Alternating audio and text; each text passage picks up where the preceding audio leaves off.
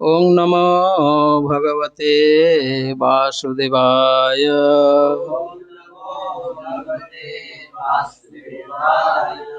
ओं नमो भगवते वासुदेवाय।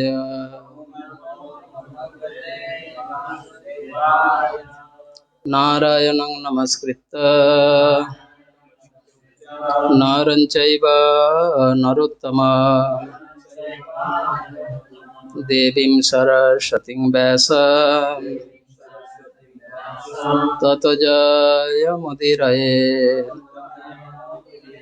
नष्टप्रायेषु अभद्रेषु नित्यं भागवत सेवया। भागवती उत्तम श्लोके भक्तिर्भवती नैष्ठिकी। श्रीमद् भागवतम स्कंद 3 अध्याय 10 श्लोक संख्या 12। विश्वं वै ब्रह्म तन्मात्रं संस्थितं विष्णुमायया ईश्वरेण परिच्छिन्नं कालेन अव्यक्तमूर्तिना। विश्वं वै ब्रह्म तन्मात्रं संस्थितं विष्णुमायया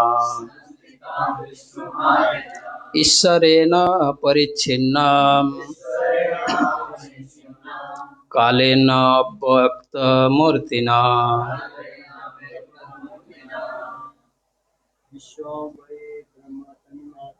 विश्वं वै ब्रह्म तन्मात्रं संस्थितं विष्णुमायया विष्णुपरिच्छिन्नं कालेन अव्यक्तमूर्तिना। श्लोक के शब्दार्थ अनुवाद तथा तात्पर्य। कृष्ण कृपा मूर्ति श्रील अभय चरणारविंद भक्ति वेदांत स्वामी प्रभुपाद के द्वारा। जय श्रील प्रभुपाद की जय।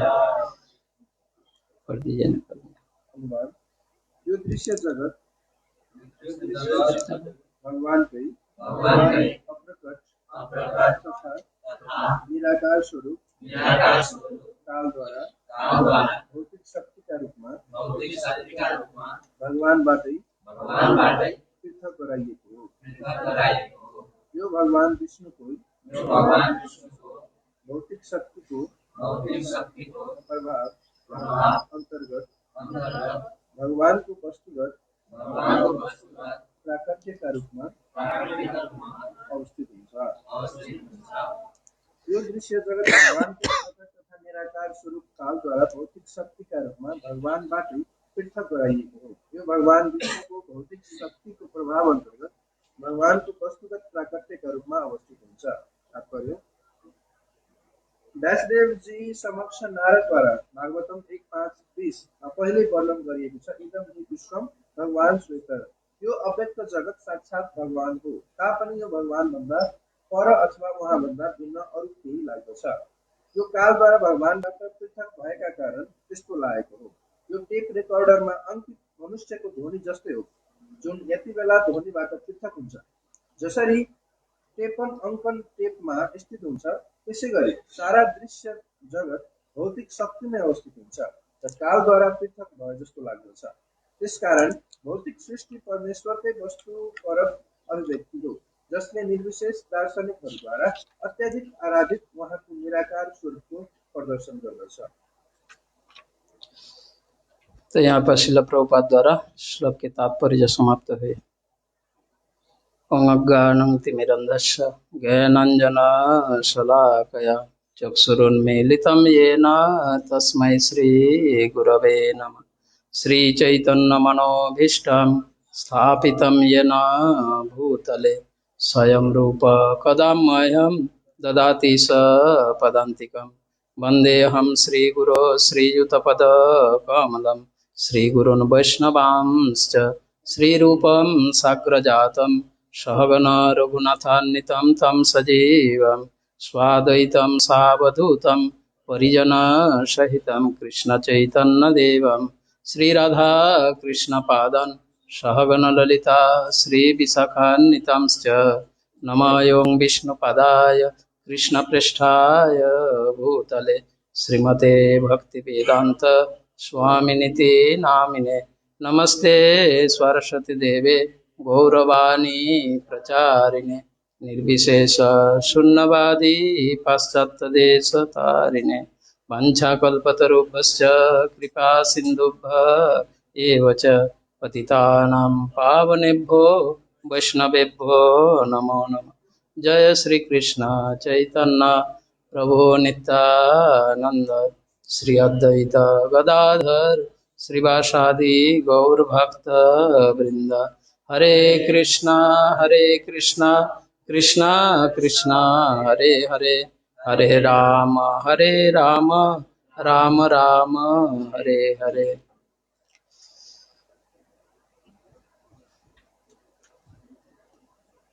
भौतिक सृष्टि के विभागों का वर्णन इस अध्याय में आज के श्लोक में मैत्र ऋषि विदुर जी के समक्ष यह बता रहे हैं। सामान्य दृष्टि में इस भौतिक सृष्टि को भगवान से पृथक लगता है, भिन्न लगता है, अलग लगता है। ऐसे लगने लगता है इस संसार के साथ भगवान का कोई कनेक्शन नहीं है, कोई रिलेशन नहीं है। और इसी वजह से इस भौतिक संसार में नास्तिकता का, नास्तिक भाव का प्रकट हुई। जबकि इसके पूर्व 5वीं अध्याय में प्रभुपाद जी तात्पर्य में उल्लेख किया है, नारद जी ने व्यासदेव को यह कह चुके हैं कि यह भौतिक सृष्टि भगवान से, यह भगवान से परे या भिन्न कुछ और प्रतीत होता है, जबकि यह भगवान से, यह साक्षात भगवान ही है। भौतिक प्रकृति तथा यह संसार ये साक्षात भगवान ही है, पर ऐसा लगने लगता है कि यह संसार भगवान से अलग है, भगवान से इनका कोई कनेक्शन नहीं है। ऐसा प्रतीत होने का क्या कारण है, इसी बात को इस श्लोक में बताया गया है। भगवद गीता के 9वें अध्याय के 4थे श्लोक में 4 और 5, इन दोनों श्लोक में भगवान अपने योग ऐश्वर्य का वर्णन करते हैं। भगवान की जो योग ऐश्वर्य है तथा उनकी जो दिव्य स्थिति है वो क्या है? मया ततम इदम सर्वम जगत अव्यक्त मूर्तिना मत्स्थानी सर्वभूतानि न च अहम तेषु अवस्थित। फिर अगले श्लोक में कहते हैं न च मत्स्थानी भूतानि, यानी परम पुरुषोत्तम भगवान में यह विशेषता पाया जाता है, एक ही समय परस्पर विरोधाभास, परस्पर विरोधी गुणों का समावेश ये परम पुरुषोत्तम भगवान में विलक्षण है। अन्य किसी में यह विशेषता नहीं है। परस्पर विरोधाभास यानी कोई व्यक्ति परस्पर विरोधी गुणों का समावेश ये केवल भगवान में संभव है और भगवान में यह है। जैसा कि किसी व्यक्ति एक ही टाइम, अगर मैं यहाँ पर प्रेजेंट हूँ तो मैं ग्राउंड फ्लोर में या रास्ते में या कहीं अन्य स्थान में सेम टाइम मैं उपस्थित नहीं हो सकता ना, यह संभव नहीं है। पर परम पुरुषोत्तम भगवान में यह संभव, और यही उनकी एक विशेषता है, परस्पर विरोधी गुणों का समावेश। इस उपनिषद में भगवान की इन विशेषताओं का वर्णन हुआ है। भगवान निकट भी है, दूर भी है, पास में भी है, दूर में भी है, अंदर भी है, बाहर भी है, सबसे बृहत्तम से भी बृहत्तम है और क्षुद्रतम से भी क्षुद्रतम है। ऐसे परस्पर विरोधी गुणों का वर्णन हुआ है परम भगवान की इस उपनिषद में। तो भगवान यह कह रहे हैं ये मेरा योग ऐश्वर्य है। सेम टाइम जैसे मैं, और इसके पीछे कारण क्या है जो इस श्लोक में बताया गया है। भगवान कह रहे हैं भगवद गीता के श्लोक में 9वें अध्याय में, मया ततम इदम सर्वम जगत अव्यक्त मूर्तिना। मया मेरे द्वारा, इदम सर्वम ये संपूर्ण जगत मुझ में ही स्थित है, मुझसे ही उत्पन्न हुआ है और मेरे अंदर ही स्थित है। पर दूसरी बात, मैं अव्यक्त रूप में इस संपूर्ण सृष्टि में मैं उपस्थित हूँ, विराजमान हूँ। मया ततम इदम सर्वम जगत अव्यक्त मूर्तिना, अव्यक्त मूर्ति में, अव्यक्त रूप में, अप्रकाशित अप्रकाशित रूप में, अव्यक्त रूप में मैं संपूर्ण सृष्टि में मैं विराजमान हूँ और संपूर्ण सृष्टि मुझ में ही स्थित है, मेरे अंदर ही है। फिर अगले शब्द में कहते हैं न च मत्स्थानि भूतानि, मेरे अंदर कुछ भी नहीं है और मैं किसी के अंदर नहीं। मेरे अंदर सब कुछ है, मैं सभी के अंदर हूँ, मेरे अंदर कुछ नहीं है, मैं किसी के अंदर नहीं। यही भगवान कह रहे ये मेरा योग ऐश्वर्य है। तो जब भगवान कहते हैं कि मैं सभी के अंदर हूँ, तो भगवान अपना परमात्मा रूप जो निर्विशेष अप्रकाशित रूप, अव्यक्त रूप की बात बता रहे हैं। अव्यक्त रूप में, अप्रकाशित रूप में वे संपूर्ण सृष्टि में हर कण कण में विराजमान है। एक शुद्ध भक्त भगवान की इस योग ऐश्वर्य को समझता है।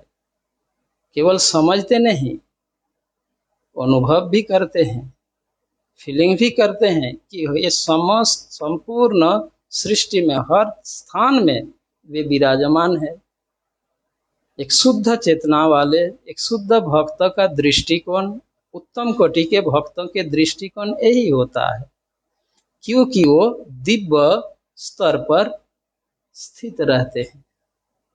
उत्तम कोटि के भक्तों के लक्षणों का वर्णन शास्त्र में किया गया है। यत्र यत्र नेत्र पड़े तत्र तत्र कृष्ण स्फुरे, स्थावर जंगम देखे ना देखे तार मूर्ति, सर्वत्र ताहार है इष्ट देव स्फूर्ति।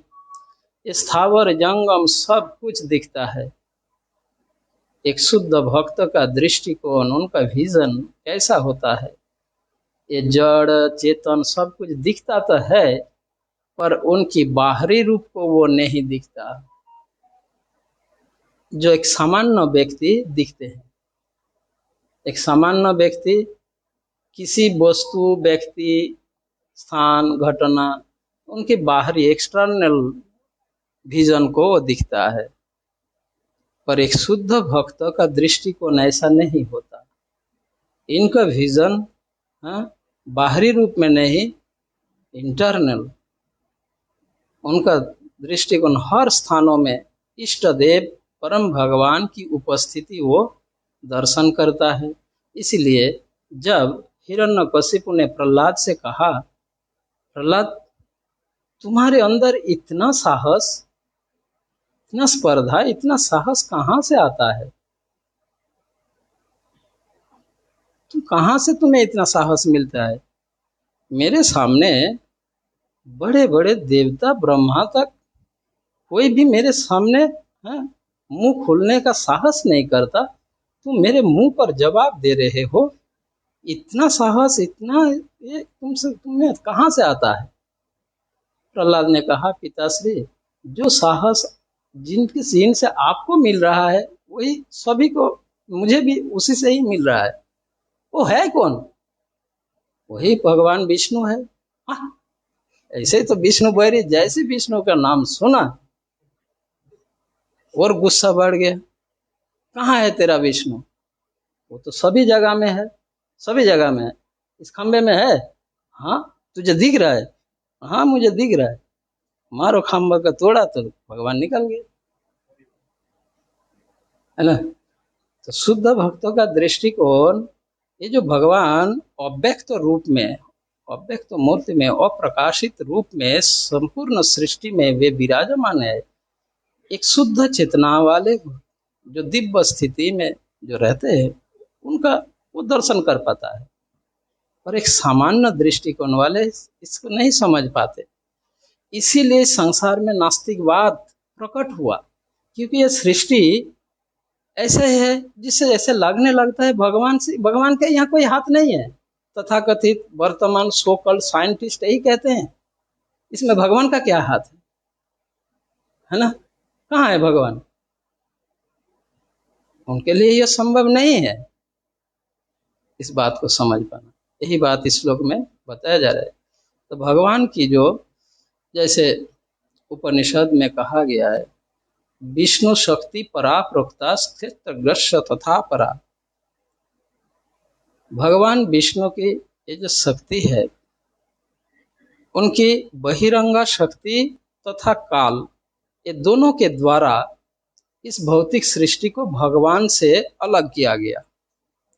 और जिस कारण ऐसे लगने लगता है कि ये संसार के साथ भगवान का कोई रिलेशन नहीं है, कोई हाथ नहीं है भगवान का इस संसार में, किसी कार्य में, किसी घटना में, जबकि वास्तविकता यह नहीं। भगवान की उपस्थिति हर कार्य में। तो भगवान जो गीता में अपने इस योग ऐश्वर्य का बताया, इसी श्लोक से रिलेटेड, इसी सिद्धांत से रिलेटेड, तो जिसमें भगवान कह रहे, मैं संपूर्ण सृष्टि में मैं हूँ, संपूर्ण सृष्टि मेरे अंदर है। जब भगवान कहते हैं मेरे अंदर सारे सृष्टि है, तो भगवान अपनी विराट रूप की बात बता रहे हैं। जब भगवान कहते हैं कि संपूर्ण सृष्टि में मैं विराजमान हूँ, उपस्थित हूँ, तो भगवान अपना अप्रकाशित अव्यक्त रूप का बात बता रहे हैं, जो परमात्मा रूप है।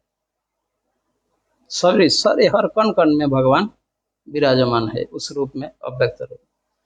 फिर भगवान कहते हैं मैं किसी के अंदर नहीं हूं, मेरे अंदर कुछ नहीं है। इसका मतलब भगवान अपना आदि मूल स्वरूप द्विभुज मुरलीधर श्याम सुंदर रूप की बात कर रहे हैं। इस रूप के साथ इस भौतिक सृष्टि का कोई रिलेशन नहीं। यह है भगवान की योग ऐश्वर्य। जब भगवान आदि स्वरूप, मूल स्वरूप की बात करते हैं, तो भगवान कहते हैं इस भौतिक सृष्टि के साथ मेरा कोई लेन देन नहीं, इसमें मेरा कोई संबंध नहीं है। और मेरा जो दूसरा रूप है उसके साथ इसका रिलेशन है। तो ये जो भगवान के परस्पर विरोधाभास है, एक सामान्य व्यक्ति के द्वारा समझ पाना असंभव है।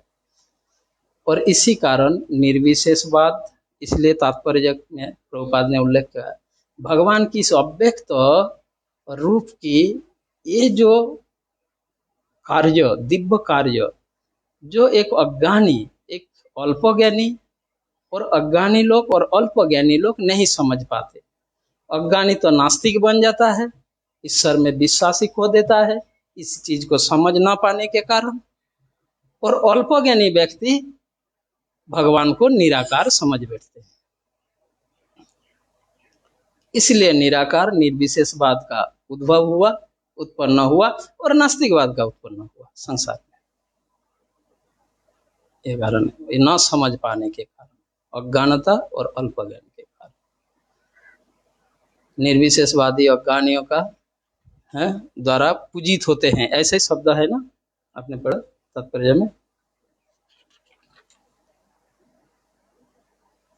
the Supreme Lord and exhibits his impersonal features so much adored by impersonalist philosophers। ये इतना उचित होता है। और इस बात को स्थित भगवान की दिव्य स्थिति को न समझ पाने के कारण, अल्प ज्ञान के कारण भगवान को इम्पर्सन, निर्विशेष, निराकार समझकर उनके, पर ये भगवान की जो अव्यक्त, निर्विशेष, अप्रकाशित, ये भगवान का ही एक रूप है। यह भगवत अनुभूति का एक स्तर है। भगवान का रियलाइजेशन, भगवत रियलाइजेशन का एक लेवल है। भगवान निराकार है।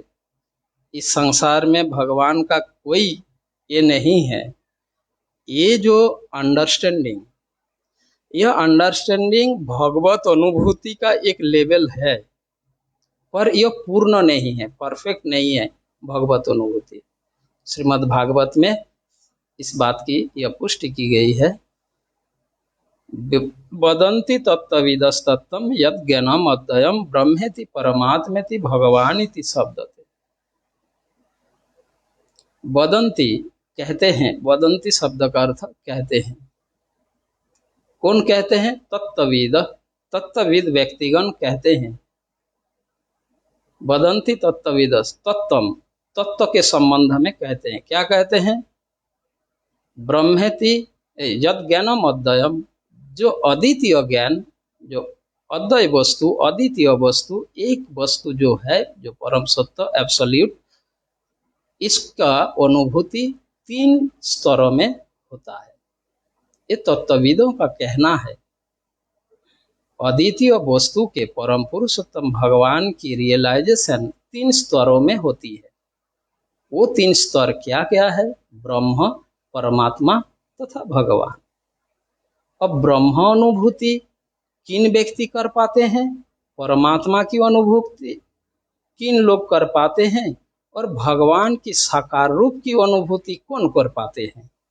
इस संबंध में चैतन्य महाप्रभु सनातन गोस्वामी को शिक्षा प्रदान करते समय इस तत्व का एक्सप्लेन करते हैं। ज्ञान योग मार्गे तारे भजे जय सब, ब्रह्म परमात्मा रूपे करे अनुभव। जो लोग ज्ञान मार्ग के द्वारा तथा योग मार्ग के द्वारा भगवान की आराधना करते हैं, वे भगवान की ब्रह्म का अनुभव करते हैं तथा परमात्मा का अनुभव करते हैं। ज्ञान मार्ग द्वारा भगवान की निर्विशेष निराकार ब्रह्म का अनुभूति कर पाते हैं और इसी को वो परम तत्व के रूप में स्वीकार करते हैं। इससे परे और कुछ नहीं, इससे श्रेष्ठ कुछ नहीं, यह वो सिद्धांत करता है। ये ब्रह्म ही सर्वश्रेष्ठ है। जबकि भगवान कहते हैं ब्रह्मणो ही प्रतिष्ठा हम। यह ब्रह्म क्या है? मेरे शरीर के रोशनी। ये भी एक भगवत अनुभूति का एक लेवल है, सबसे लोअर लेवल है। और जो योग मार्ग अवलंबन करते हैं, योग मार्ग जो अष्टांग योग, यम, नियम, आसन, प्राणायाम, ध्यान, धारणा, प्रत्याहार, समाधि, इन 8 स्तरों के द्वारा 8 लेवल है योग मार्ग का। तो इस योग मार्ग में आराधना करने वाले योगियों परम भगवान की, परमात्मा को अनुभव करते हैं। यहाँ तक, यानी ये भी आंशिक है, पूर्ण नहीं। भक्ति योगे भक्त पाए ताहार दर्शन, सूर्य जन सविग्रह देखे देवगण। परंतु भक्ति योग द्वारा एक भक्त भगवान की साकार रूप का अनुभव कर पाता है। ठीक जिस प्रकार एक सामान्य व्यक्ति सूर्य को किस रूप में दिखता है? एक ज्योतिष्क के रूप में दिखता है। हम सभी सूर्य को, सूर्य एक व्यक्ति है, एक पर्सन के रूप में हम देख पाते हैं क्या कि वो एक पर्सन है, एक व्यक्ति है? सूर्य को इस रूप में हम देख पाते हैं? नहीं देख सकते, हमारे अंदर यह सामर्थ्य नहीं है। पर उसी सूर्य को जब देवताओं दिखते हैं, वो एक व्यक्ति के रूप में देख पाता है, वो एक व्यक्ति है, पर्सन है, कि उनकी दृष्टि में वो सामर्थ्य है। और हम जब सूर्य को देखते हैं, क्या दिखते हैं? वो एक व्यक्ति के रूप में देख पाते हैं। ऐसे चैतन्य महाप्रभु सनातन गोस्वामी को समझा रहे हैं कि भक्ति योगे भक्त पाए ताहार्द, भक्ति योग के द्वारा भक्त भगवान की साकार रूप को देख पाता है। सूर्य जैन सविग्रह देखे देवगण, जिस प्रकार देवताओं सूर्य को एक व्यक्ति के रूप में देखने में सक्षम है, पर एक सामान्य जीव सक्षम नहीं है, ऐसे ही एक भक्त के लिए वो संभव है, भक्ति के द्वारा, भक्ति योग के द्वारा। पर जब तक ये योग्यता प्राप्त नहीं हो जाता, तब तक व्यक्ति या तो निराकारवादी रहेगा या तो नास्तिक बनेगा। ये बात बताएगा। हरे कृष्ण। किसी का कोई प्रश्न हो पूछ सकते हैं।